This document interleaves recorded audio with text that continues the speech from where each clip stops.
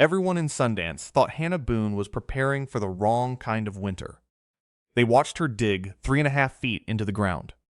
They watched her build walls that leaned inward instead of standing straight. They watched her fill the space between those walls with sacks of cold wood ash, and they laughed. What they did not know was that Hannah had not built the shelter because she expected the winter to be bad. She had built it because she had learned, long before the first snow fell, exactly what a Wyoming winter could do to a person who was unprepared. And in 6 weeks, she would have to prove it. 6 weeks earlier, Hannah Boone had stood at the edge of a shallow draw north of Sundance, Wyoming, with nothing but a bone-handled skinning knife, a coil of braided sinew, and an idea that every man in Crook County called a fool's errand. It was the last week of September in the year 1886. The grass was still green in the low places. The cottonwoods along the creek were only beginning to yellow, and the men in town were still speaking of the coming winter the way men speak of a horse they have not yet been thrown by, with a certain easy confidence that would not survive the first hard night in December. She was 34 years old, widowed 4 winters. 2 daughters, Ellen aged 12 and Sarah aged 9, both of them tall for their ages and both of them, by that September, better with a snare than most grown men in the valley. That was the trouble. That was what the town could not stomach. A woman alone was pitiable and could be spoken of kindly at the store. A woman alone who taught her girls to read tracks in the mud of a beaver slide, to set a spring pole for a marten, to gut a rabbit before it went cold. That was something else. That was a kind of quiet defiance the town did not have a category for, and so they made one. They called it unnatural. They called it a shame. They called it, in the softer voices of the church women, a pity. Hannah heard all of it. She heard it the way she heard weather coming, from a long way off, without alarm. She had been raised in the Missouri backcountry by a father who trapped mink and muskrat for a living, and who had, before his death, taught her that the woods do not care whether you are a man or a woman, only whether you are paying attention. She had married a soldier and followed him west, and she had buried him beside a cottonwood on a bench above the Bell Forge, and she had kept the cabin he built, and the 80 acres he had proved up, and she had kept her attention. That was the thing. She had kept her attention. The mockery had 2 faces, and she knew both of them well. The first was Reverend Amos Coates, who preached at the little clapboard church on the Sundance Road every second Sunday. Coates was a tall man with a face like a plate, and a voice that had been trained to carry across a wheat field. He did not dislike Hannah. He had never disliked anyone in his life, which was itself a kind of failing. When he spoke of her, he did so from the pulpit only in general terms. A passage from Proverbs about the virtuous woman, a gentle observation that girls unschooled in the domestic arts were girls unprepared for the natural sorrows of their sex. He never said her name. He did not have to. Everyone in the pews knew whose daughters had been seen carrying a brace of jackrabbits down the main street of Sundance in broad daylight. Coates dismissed her. That was his whole cruelty. He treated her the way a man treats bad weather at a picnic, as something that would pass if you did not look at it directly. The second face belonged to Della Rennick, wife of old man Rennick the smith, and Hannah's nearest neighbor to the south. Della was 36, close enough in age to Hannah to remember when they had picked chokecherries together as girls back in Nebraska. Della was not cruel by nature. She was tired, and she was practical, and she had the particular kind of pity that is worse than contempt, because it means the person offering it has already decided how your story ends. Hannah Della had said one September afternoon, leaning on the fence rail while Hannah dressed a mule deer haunch in the yard, "You cannot raise those girls this way. You cannot. What man will have them? What man will look at Ellen at 16 and see a wife and nada?" She had waved her hand at the deer, at the knife, at the flies. She had left the sentence unfinished. She had meant it kindly. That was the worst of it. Hannah had wiped her blade on her apron and looked at her old friend for a long moment. "There are worse things," she had said, "than not being had." Della had not answered. She had gone home. And that night, Hannah had sat by the fire with the girls asleep in the loft, and thought about what she had said, and about what Della had said, and about the low band of clouds she had watched building over the bighorns for 3 afternoons in a row. And she had begun, in her mind, to build the shelter that would save her life. She started with the knots. That was where she started. Not with the walls, not with the roof, not with the woodpile that would eventually rise to 14 cords behind the cabin.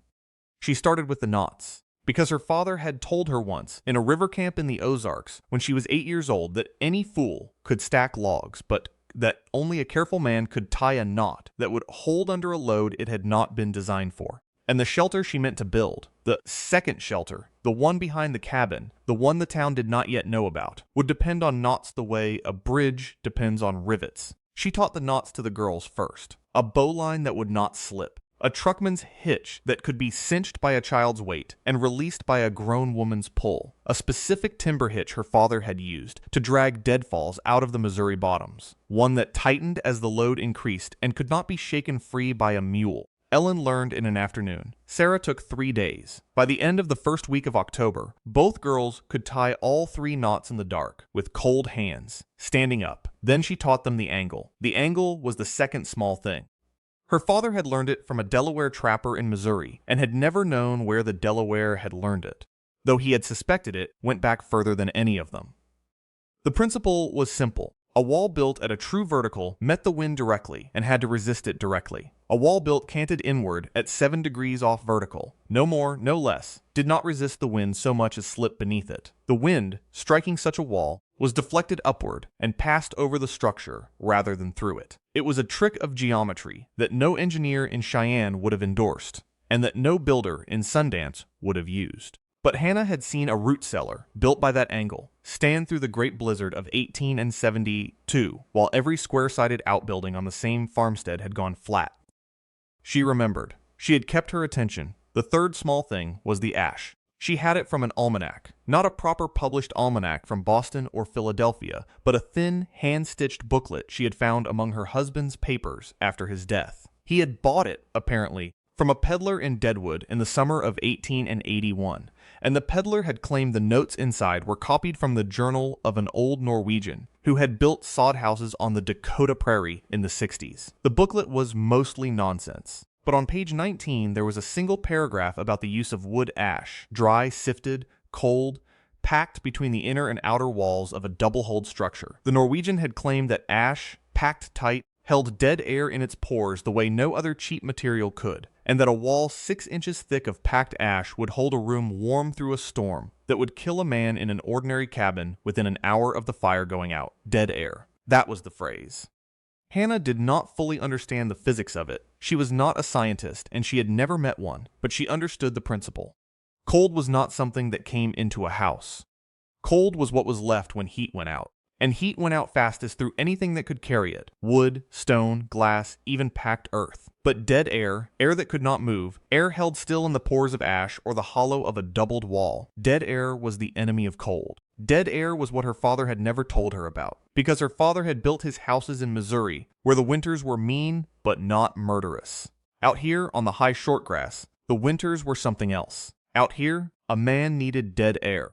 She began collecting ash in the second week of October. The girls helped. They emptied the fireplace every morning at dawn, sifted the ash through a piece of window screen Hannah had traded a red fox pelt for at the general store, and stored the sifted ash in 12 empty flour sacks she had been saving since spring. Della saw them at it one afternoon and shook her head from across the fence.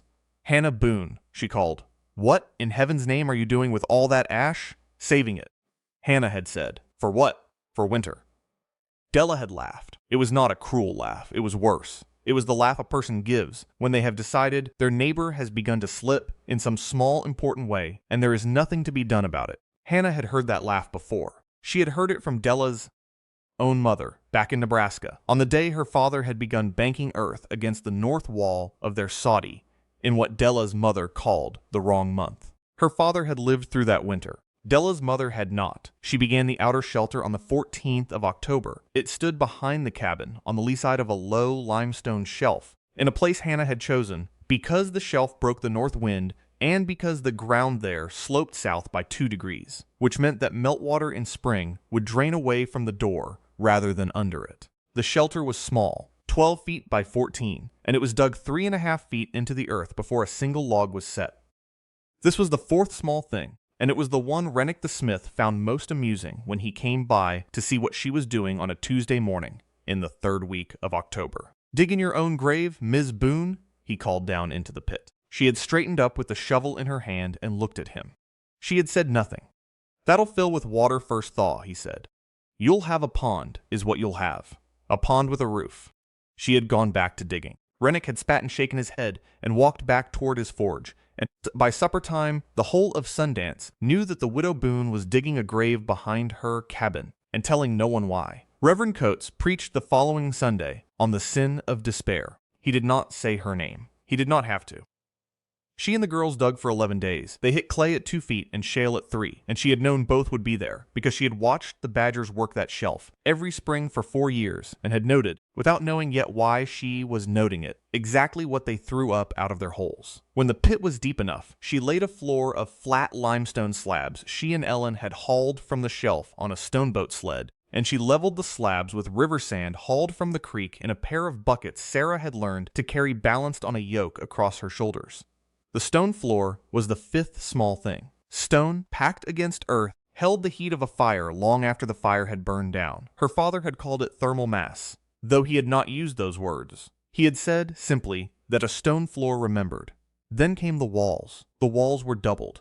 That was the point. An outer wall of squared cottonwood logs, chinked with a mud and grass daub she and the girls mixed by treading it barefoot in a shallow trough, and an inner wall of split pine planks set 3 inches inboard of the outer logs. Between the 2 walls ran a cavity 6 inches wide, from floor to eave, and into this cavity in the last week of October and the first week of November, Hannah and her daughters packed the sifted ash from the 12 flour sacks. They packed it tight. They tamped it with a length of broom handle. They filled the cavity to within 4 inches of the top and then capped it with a course of split cedar shakes to keep the ash from settling. The walls were canted inward at 7 degrees off vertical. Ellen had measured the angle with a plumb bob and a wooden square her father had made when she was 5 years old. She measured every log. She measured every plank. She was 12 and she did not miss. The roof was the last thing. Hannah built it low and steep. The pitch angled to shed snow before the snow could load it. The ridgepole set on 2 crotched uprights of green oak Rennick had sold her without asking why she wanted green rather than seasoned. Green oak, drying under load, would tighten around the ridgepole rather than shrink away from it. Her father had taught her that. She had not thought of it in 20 years.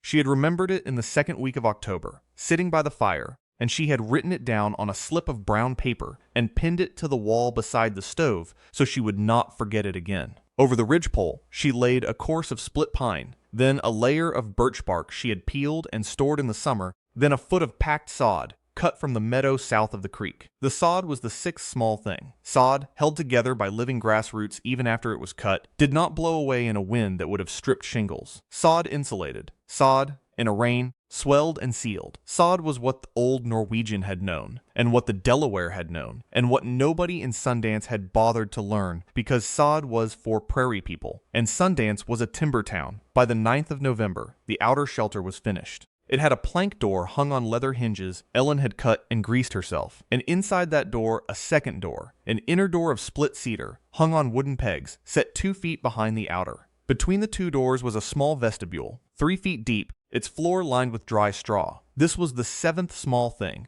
and it was the one Hannah was most quietly proud of. An outer door, opened in a storm, would let a blast of freezing air into the room. 2 doors, with a vestibule between, meant that no matter how hard the wind blew outside, only the vestibule ever felt it. The room itself remained sealed. Dead air. Always dead air. The shelter had 1 window, small, high on the south wall, glazed with a single pane Hannah had traded 3 beaver plews for at the store in September. Beneath the window, she built a small iron stove out of parts Rennick had sold her, laughing all the while, for the price of 2 mink and a marten. The stove's pipe ran up through the roof through a collar of packed clay. The stove burned wood, or dried bison chips, or, in a pinch, twisted straw. It was not much, but it did not need to be much. In a room that small, with walls that thick, a single armful of dry wood would hold the temperature above freezing for a full day and a night. Along the walls she built low shelves of pine, and on those shelves she stacked her food. This was the trapping. This was what the town could not forgive. Because the food on those shelves was not what a proper widow in Crook County was supposed to have laid up for winter.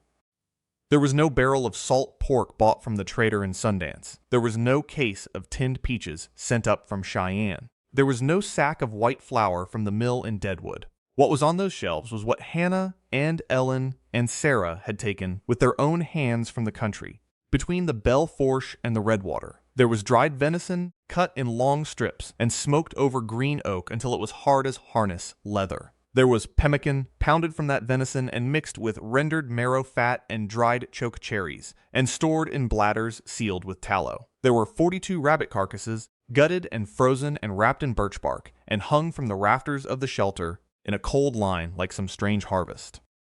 There were 7 smoked geese from the flight of late October, and there were 15 sage grouse the girls had taken with a bow. Ellen had made herself from a stave of Ose sage orange, traded from a Cheyenne peddler at the spring gathering. There were 2 hind quarters of a bull elk Hannah had taken with a single shot at 300 yards in the second week of September, and there were the smoked hams of 3 feral pigs the girls had trapped along the creek in a pit lined with sharpened stakes and covered with brush.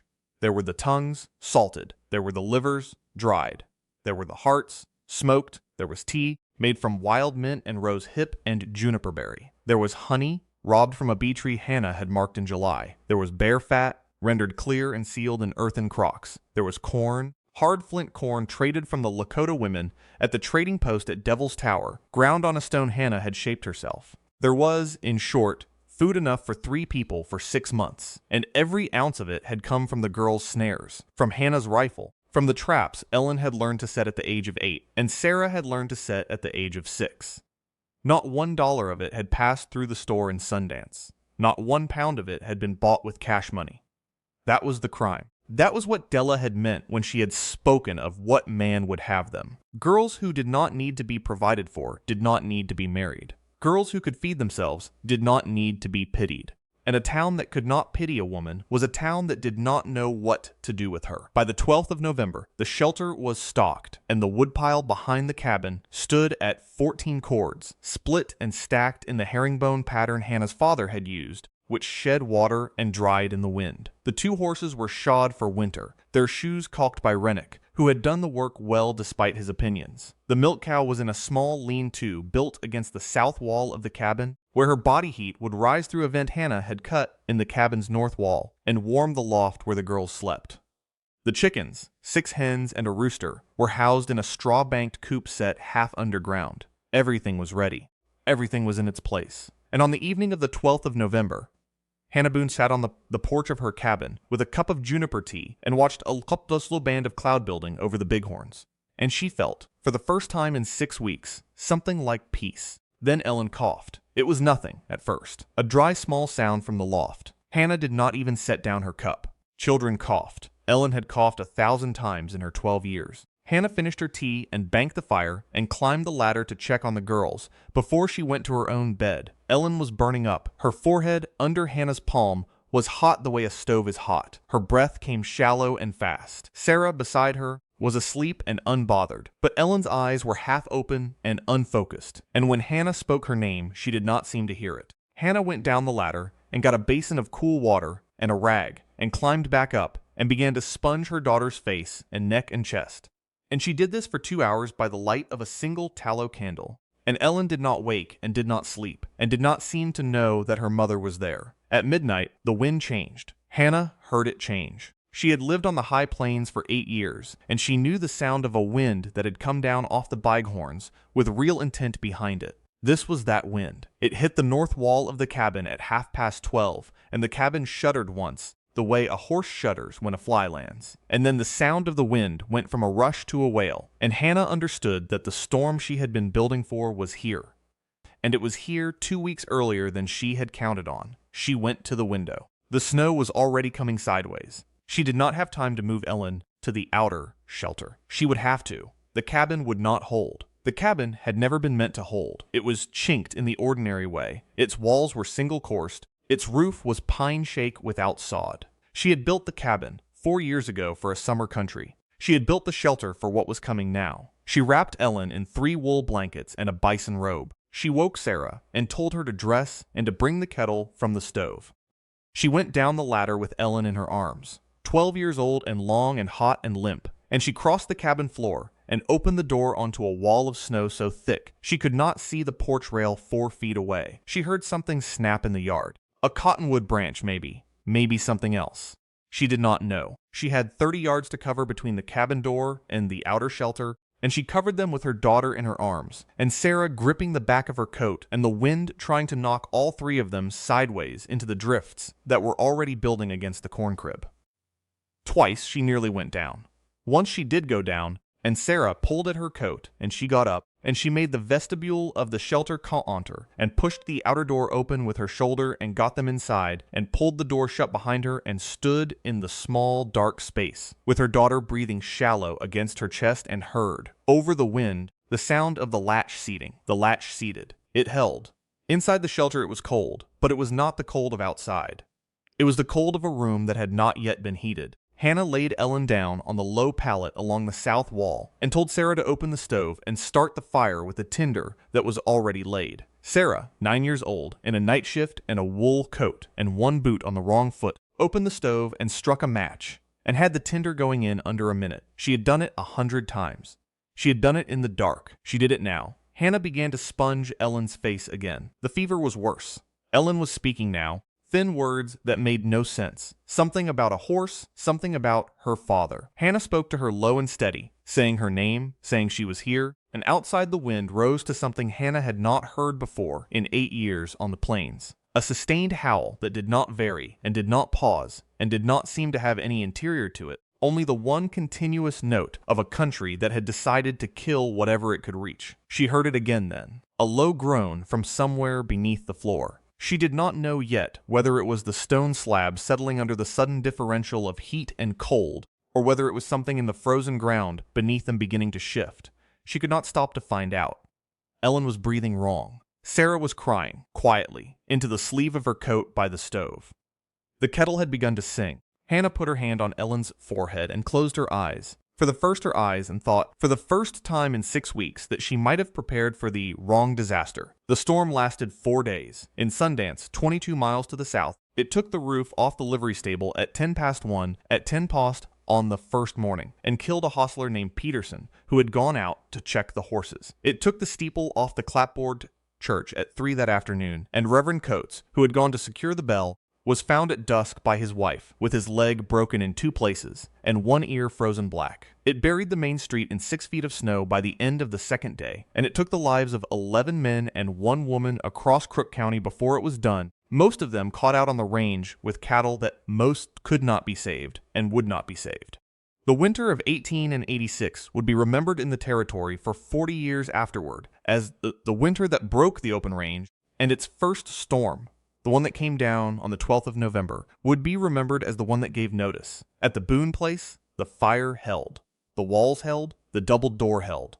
The ash between the walls did what the old Norwegian had said it would do, and the 7-degree cant of the walls did what her father had said it would do, and the stone floor beneath the pallet did what it had been laid to do, which was to remember the heat of the fire long after the fire itself had burned low. Ellen's fever broke on the second night. She woke at some hour Hannah could not name and asked for water, and Hannah gave her water, and Ellen drank and looked around the shelter with the clear, puzzled eyes of a child who did not remember arriving somewhere, and then she said, "Is Sarah warm?" And Hannah said yes, and Ellen went back to sleep, and Hannah sat by the pallet for a long time and did not weep, because she was not a woman who wept, but her hands shook for a while, and she did not try to stop them. Sarah slept curled beside her sister with one hand on Ellen's shoulder, as if to keep her from leaving again. On the third day, the groan came from beneath the floor a second time. Hannah heard it in the middle of the afternoon, while she was rendering fat over the stove. It came from the north corner, near the doubled wall. She stopped what she was doing, and knelt on the stone floor and put her ear to it, and listened. What she heard was not a settling.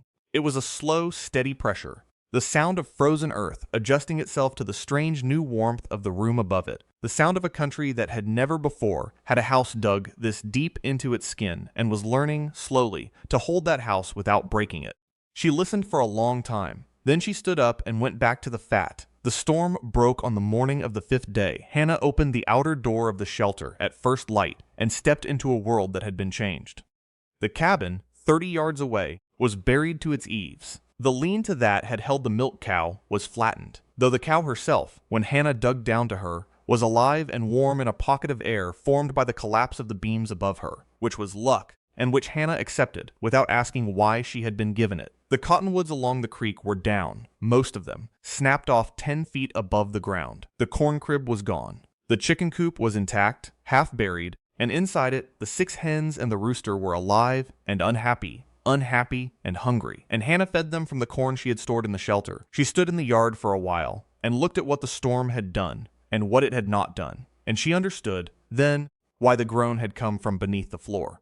The frozen ground had heaved in the depth of the cold against the stone slabs of her floor. It had heaved and settled and heaved again, and the slabs had held because they had been laid on river sand, which had shifted with the ground rather than fighting it.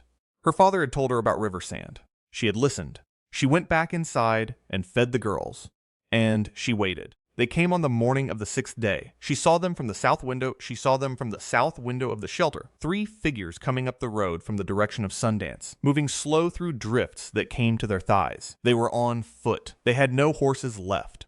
As they came closer, she saw that the first was Rennick the smith, and the second was a man she did not know, and the third was Della. They stopped at the gate. They did not open it. They stood there in the snow, and Hannah watched them from the window for a long moment, and she saw that they had come without any of the certainty they had left with. Rennick's hat was in his hand. Della was looking at the cabin, at the buried, half-crushed cabin, and Hannah saw her hand go to her mouth and stay there. Ellen, behind her, stirred on the pallet. "Mama," she said. "Who is at the gate?" "Company," Hannah said. She put on her coat. She told Sarah to keep the fire steady and told Ellen to stay lying down. And she went out the door of the shelter and crossed the yard through the trench she had cut that morning between the shelter and the cabin.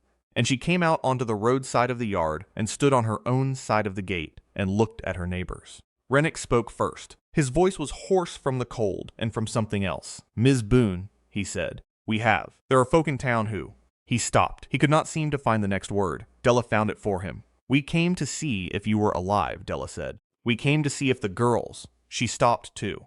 Then she said quietly, "We came to ask."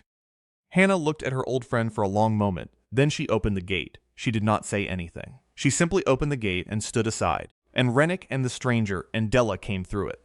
And she led them across the yard and past the buried cabin and to the door of the shelter. And she opened the outer door and then the inner door and let them into the warm, small room where her daughters were, where the fire was, where the smoked venison hung from the rafters, and the pemmican was stacked on the pine shelves, and the stove was burning steady, and the light through the single high window came in soft on the stone floor. They stood in the doorway. None of them spoke. Della, in particular, did not speak. She looked at the shelves. She looked at the doubled walls. She looked at Ellen, sitting up on the pallet with a blanket around her shoulders and her color coming back. And she looked at Sarah, who was tending the fire with the small, serious care of a child who had done it every day of her life. And then Della looked at Hannah, and something passed between the two of them that had nothing to do with any word either of them had ever spoken to each other. In Nebraska or in Wyoming or across any fence in between. Hannah gestured to the bench along the south wall. They sat. She poured them each a cup of hot juniper tea, and she cut them each a strip of smoked venison from the rafter. And she set a bowl of pemmican in the middle of the bench and told them, without saying so, to eat. They ate. They ate slowly at first, the way people eat who have not had warm food in days, and then they ate more. And Rennick, at one point, put his hand over his eyes and kept it there for a while, and no one remarked on it. Outside, the wind had died. The country was white and quiet and enormous and still. Inside the shelter, the fire burned in its small iron stove, and the food was stacked on the shelves, and Ellen slept again with her sister's hand on her shoulder, and the latch that Ellen had shaped in October seated in its jamb and held. The strongest walls are rarely the ones built to impress. If this story stayed with you, the next one is already waiting by the fire.